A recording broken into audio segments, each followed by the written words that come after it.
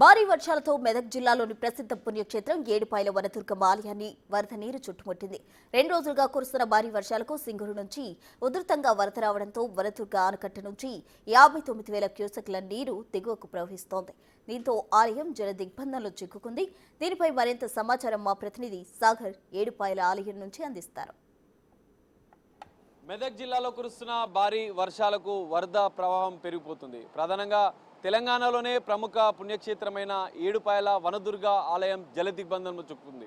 మనం చూడొచ్చు విజువల్స్లో పూర్తిగా సింగూరు ప్రాజెక్ట్ నుంచి వస్తున్నటువంటి వరద ప్రవాహంతో పూర్తిగా ఏడుపాయల వనదుర్గ ఆలయం అనేది జల దిగ్బంధంలో చిక్కుకున్న పరిస్థితి. గర్భగుడిలోకి పూర్తిగా వరద ప్రవాహాన్ని మనం చూడొచ్చు విజువల్స్లో. పూర్తిగా ఆలయం పూర్తిగా జల దిగ్బంధంలో ఉంది. అసలు భక్తులు వెళ్ళలేని పరిస్థితి. మొత్తం ఏడుపాయలకు సంబంధించినటువంటి వరద ప్రవాహం ఎక్కువగా ఉండడంతో ఆలయం చుట్టూ వరద ప్రవాహం అనేది పెరిగిపోయింది. సో మనకు కనిపిస్తున్నటువంటి ఆలయం పైకప్పు వరకు కూడా ఈ వరద ప్రవాహం వచ్చినట్లుగా కూడా తెలుస్తుంది. తాజాగా 3 రోజులుగా కురుస్తున్నటువంటి భారీ వర్షాలకు ఎగువ నుంచి సింగూరు ప్రాజెక్ట్ నుంచి వచ్చినటువంటి వరద నీరు వల్ల మంజీరా నదికి వరద దాటి పోటెత్తిన పరిస్థితి. ఈ నేపథ్యంలోనే ఏడుపాయల వనదుర్గా దేవి ఆలయం పూర్తిగా జల దిగ్బంధంలో చిక్కుకున్న పరిస్థితి. భక్తులను కూడా అలౌ చేయడం లేదు. ఎందుకంటే భారీ వరద ఉధృతి మనం చూస్తున్నాం. గర్భగుడిలోకి అమ్మవారి పాదాల వద్దకు కూడా ఈ గంగమ్మ వరద ప్రవాహం చేరుకున్న పరిస్థితి. సో ఈ నేపథ్యంలోనే ఆలయం వద్ద కట్టుదిట్టమైనటువంటి భద్రతను ఏర్పాటు చేశారు.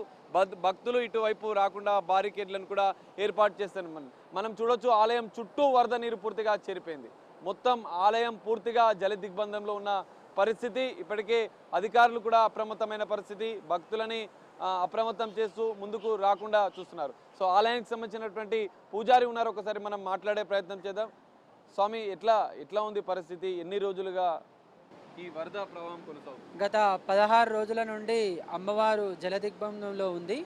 అయితే సింగూరు ఇక భారీ వర్షాల కారణంగా సింగూరు ప్రాజెక్టు నిండిపోవడంతో అమ్మవారి ఇక్కడ నుండి నిజాం సాగర్కి వెళ్తాయి. కాబట్టి మొత్తం కూడా అమ్మవారు ముందు భాగం నుండి వెనుక భాగం నుండి మొత్తం చుట్టుపక్కల కూడా అమ్మవారు నిండు ప్రవాహంతో ఉంది. నీళ్ళంతా కూడా నిండుగా ఉన్నాయి. కాబట్టి ఆ అమ్మవారికి ప్రతిరోజు పూజలు జరపాలి. కాబట్టి ఉత్సవ విగ్రహాన్ని రాజగోపురంలో పెట్టి అమ్మవారికి పూజలు నిర్వహిస్తున్నాం.